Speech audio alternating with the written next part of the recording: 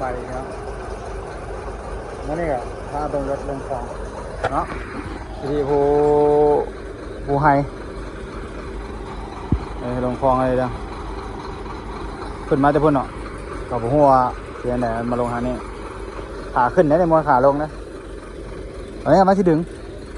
เนาะอันนี้มาที่ดึงเอาก็โปรยูมอหรอก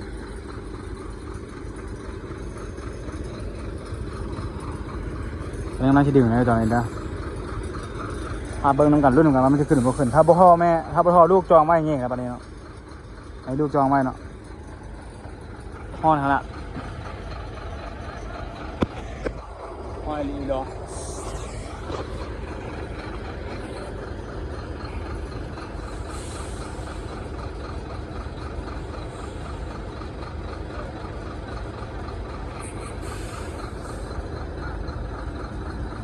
ไป3,000 4,000เนาะจองใส่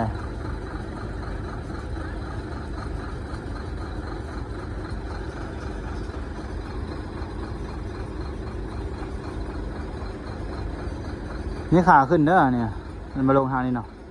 ก็พุ่งออกมาจากไหนเนาะขาขึ้นแต่ว่ามาโต๊ะเบิ้งซ้ายมือว่าดีรถบอกบ้าอะไรไปดีไม่ได้เนาะนี่คือโชเฟอร์เด้อนี่คือโชเฟอร์เพิ่น